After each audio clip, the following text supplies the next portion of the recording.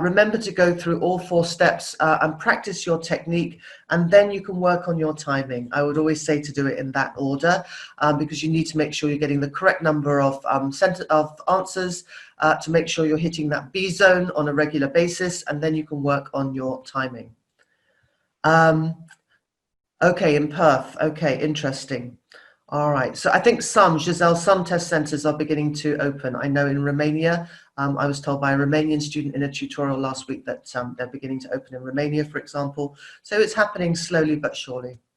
So Part C, this is an area that I know a lot of students struggle with. It's 2 health-related texts. They are long, dense texts, about 800 words each. For each of the texts, there will be 8 4-option multiple choice questions. So you have more options to go through for each of those 8 questions, 16 questions in total. And the tricky thing here is that there are different types of things that you're reading for, different types of information.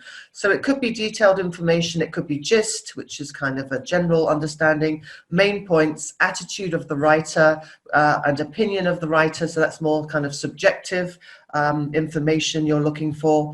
And basically there will be 2 language-based questions, which is vocabulary and context or cohesive devices. So it might be a specific word that you need to kind of understand what it means, basically from reading the text, so guessing the meaning from context, or it might be some kind of cohesive device, which is kind of like a referencer, and so you need to figure out, you know, how that, what it kind of refers back to, or yeah, what is the significance of its role in terms of its function in the text.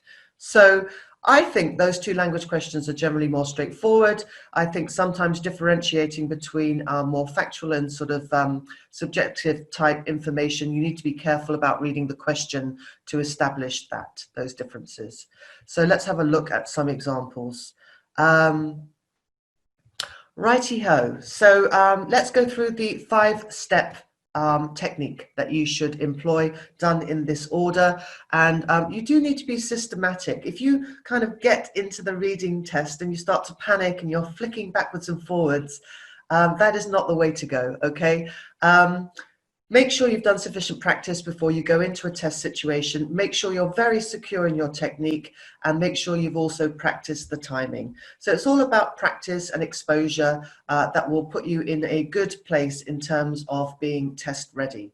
So first of all, you need to read the question. If it is not already formulated as a question, reformulate it to make a question, so that when you start reading, you are very clear on exactly what the question is asking. I cannot stress that enough. When students come and take tutorials to help with their reading, quite often they kind of go a bit off task and get distracted by distracted information. So referencing the question and being very specific on what you're reading for is super important. Then you need to read the whole paragraph carefully. So you're not flicking through the paragraph and just doing a sort of cursory surface read. You're reading it, and a lot of students say, oh, it's very dense, there's a lot of information, and I've read it and I've completely forgotten about what I've read now.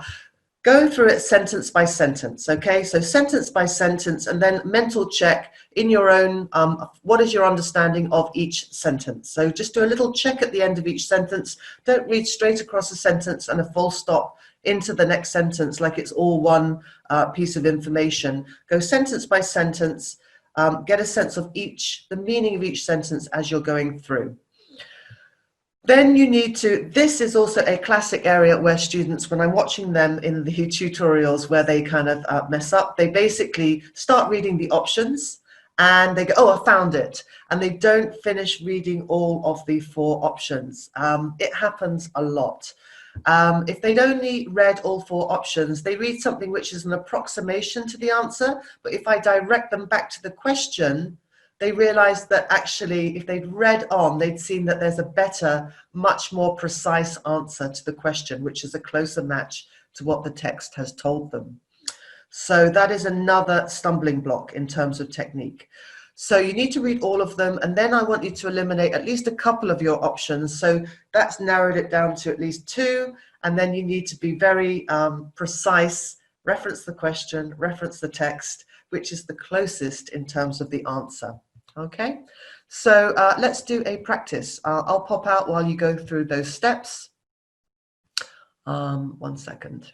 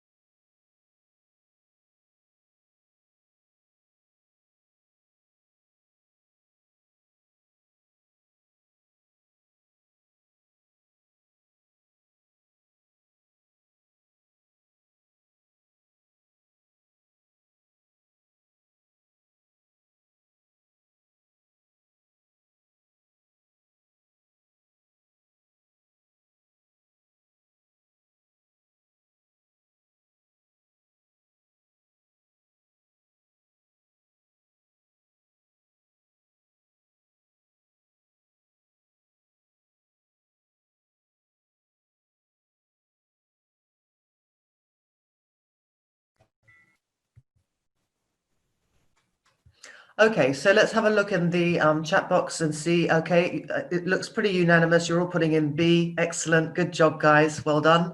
Okay, so yeah, let's go through the answers together. I just wanted you to go through those steps and really reinforce that technique. So let's go to the answer now. It's been highlighted on the screen, which you're right. So let's look at how that was matched up. So in the first paragraph, the writer says the preparation for pandemics should. So if we were to reformulate that into a question, what does the writer say about what does the writer say about the preparation for pandemics? Okay, so let's have a look. So it says, over recent decades, thanks to better vaccines and strategic interventions, the world has seen incredible progress in reducing child mortality and tackling infectious diseases. Yet, so that's like using a but at the beginning of a sentence, contrast. So that's a good thing. Yet there is one area where the world isn't making much progress, and that is pandemic preparedness. Okay, so this is an area that we are not, and I think, you know, no one would dispute that with the current situation, but it is no less important. Okay, so it's saying that this is something that has not been, we have not sort of addressed this area of being pandemic prepared. This failure should concern the entire international community. So this is the match to B. It should be, in terms of preparation for pandemics, we should be more, it should be more widely recognized as a priority. Okay, so he is actually being critical here in the text. All right, so everyone got the answer right. Well done. Should concern.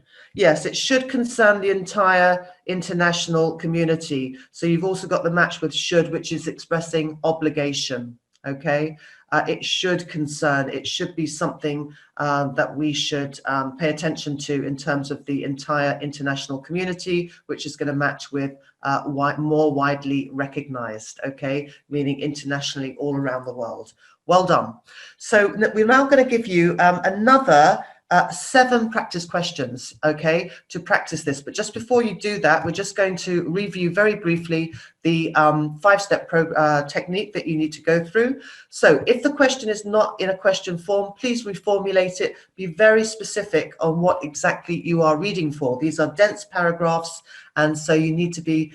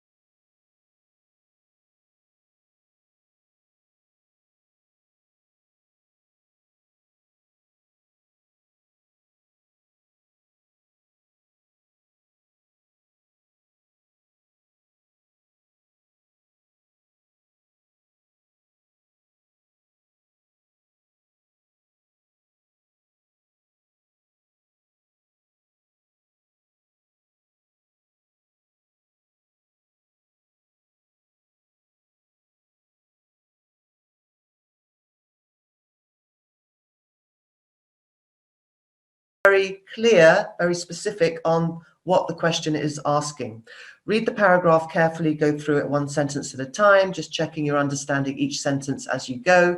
Then read all 4 of the answer options, eliminate at least a couple, and then select your correct answer. This time I'm going to alter the settings again so that you can just put your own answers in and not get distracted. And I will pop out while you're going through the next questions. I'm going to give you about 1.5 minutes to answer, okay?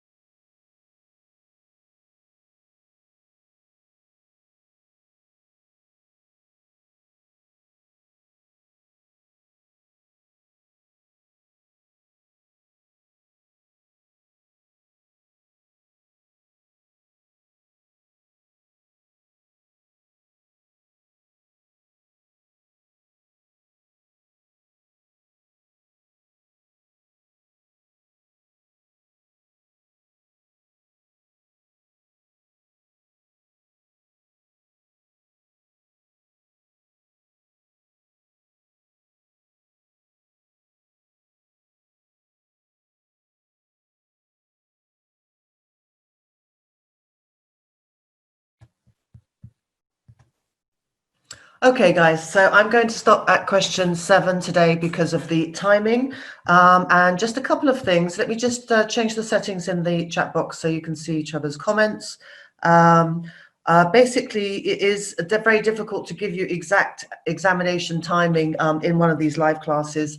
You will need to go on and do one of a couple of things, which I'm going to talk to you about now.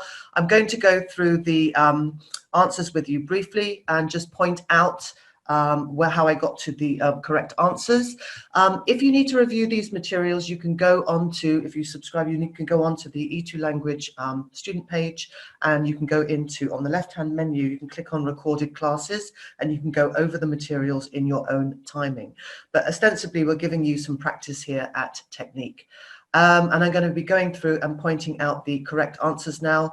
And also, if you want to, if you're really struggling with your reading skills, don't forget that you can basically sign up and book a tutorial with one of the packages that offer tutorials, for example, the bronze, silver or gold packages, if you really feel that you need some one-to-one support with your reading. It might be a question also of practice, and I'm going to be putting up some reading links basically for you to make sure that you're practicing your reading also on a daily basis. Just to sort of generally read extensively can be super helpful. So let's go through the answers together, okay? And like I said, I'm going to need to do this fairly briefly, but of course you can do your follow-up work yourselves with the recordings. So number 2, the answer was A. It says the H1N1 influenza outbreak reveals a weakness in our ability to. So what does it reveal a weakness in terms of the H1N1 influenza outbreak? The weakness basically, and this is swine flu, which is known as H1N1. The weakness is it called our attention to our inability to track the spread of the disease. Okay, so basically when we had the swine flu, it was brought to our attention that we had difficulty tracking the spread of the disease, and that would basically match with monitor the extent of an epidemic as it grows. That was a direct match. So don't really have time to go through all of the other options, but we're going to go through, okay, I'm getting asked why not B. It's not predicting. Predicting would be something before it happens, and monitor and tracking means happening at the time of it happening. So predicting would be for the future. So that is a subtle difference, but that's why you couldn't put the answer as B.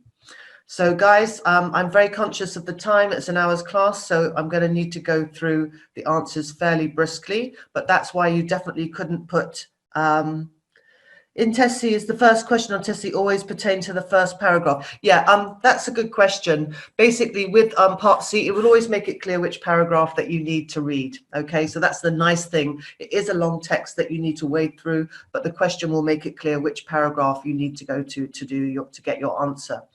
So number 3, the writer uses statistical information in the 3rd paragraph. So what does the writer use this statistical information to do, in other words?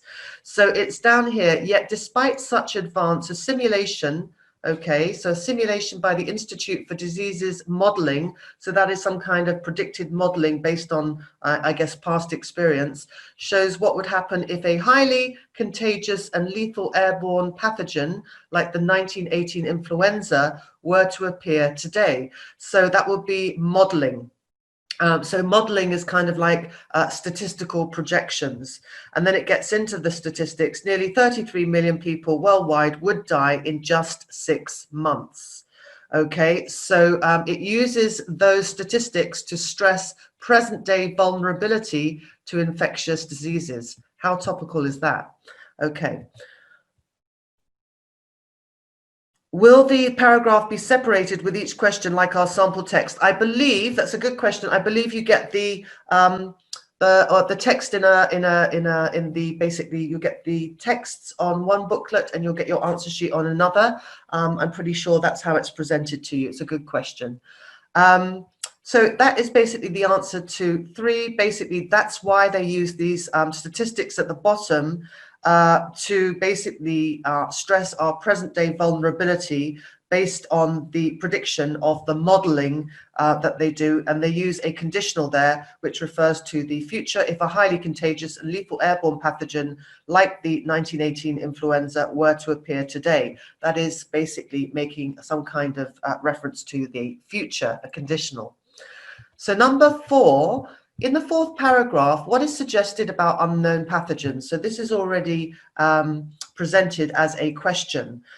So basically it starts, we know it's what's being suggested about the unknown pathogens by the writer.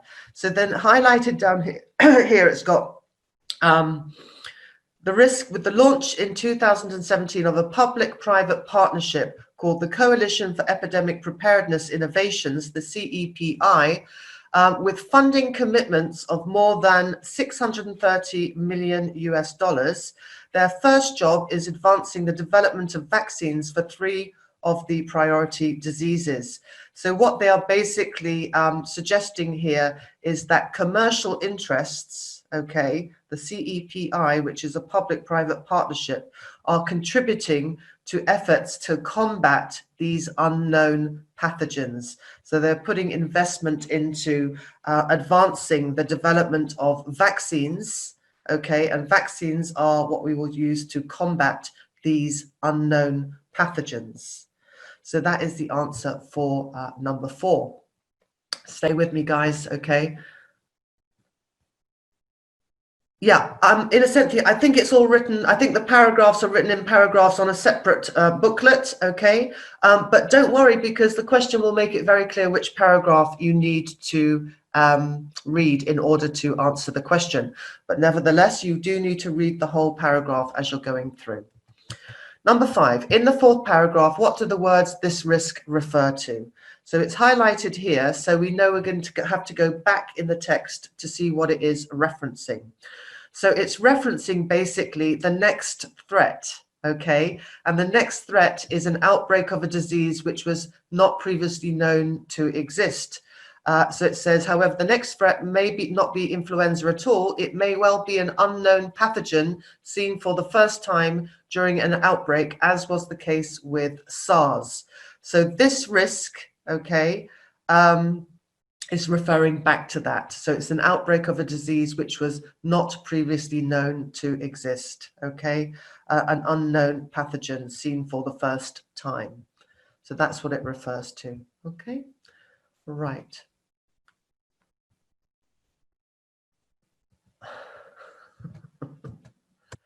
Okay, in the 5th paragraph, the writer says that vaccinations against infectious diseases.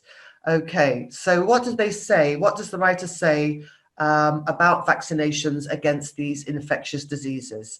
It says, but vaccines, so here we have, it's about vaccines, the questions.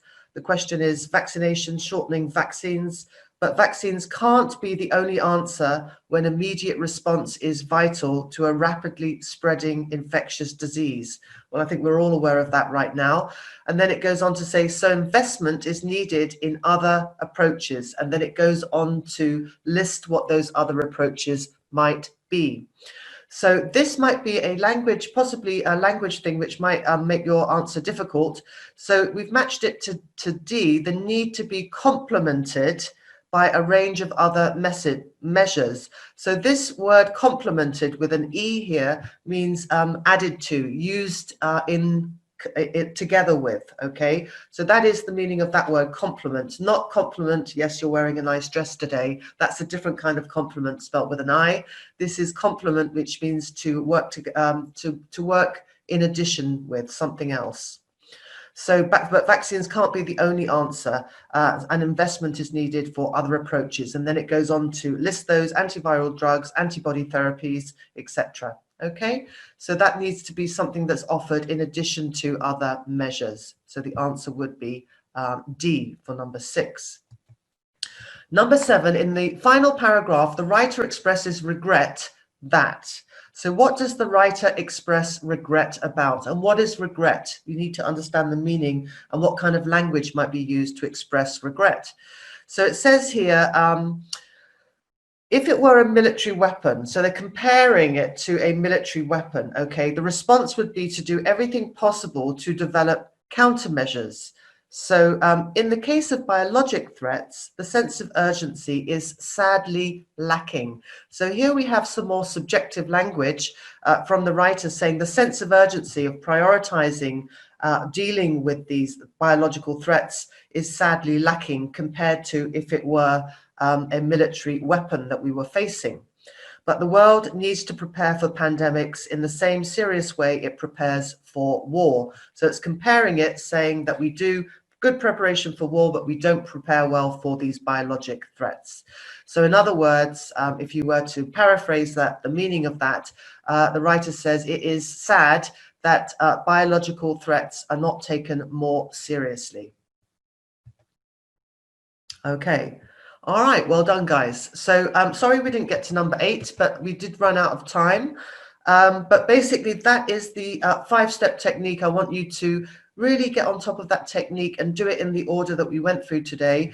Work on getting the correct number of answers consistently as you're going through the practices on the platform. Okay, so we have the practice questions under OET course reading. You can go in there, do lots of practice. Make sure you're getting the right number, which is basically over 70%. You want to be scoring in part B and C, combined B and C together. Over 70% will put you in that B zone. So you have 45 minutes to answer 22 multiple choice questions. You have less than 10 minutes on reading part B, so I would aim for 1.5 minutes on part B.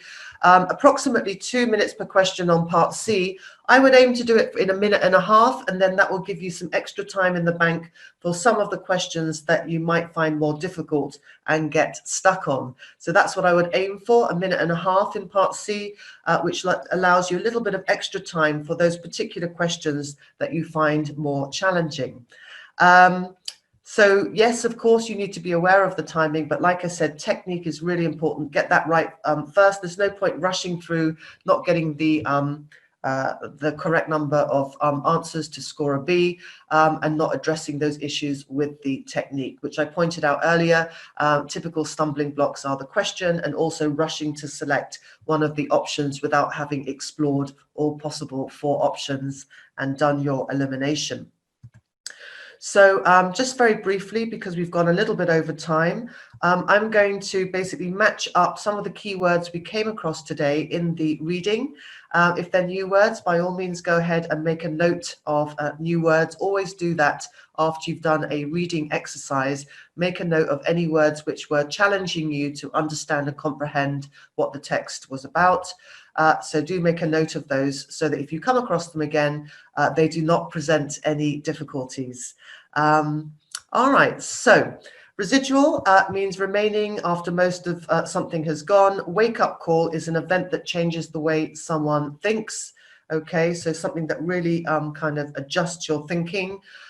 Coalition, a group of people working together to achieve a common goal. Deploy, to bring into effective action, and standstill, a condition or situation in which all activity has stopped. And we now have got some basically sentences we've matched up using these words. So it's good to have definitions, but it's also good to learn new language in context, in a sentence, to see how it is used. So I've basically got some sentences which are now correctly matched up. So take a look at those, and by all means take a screenshot if you would like to.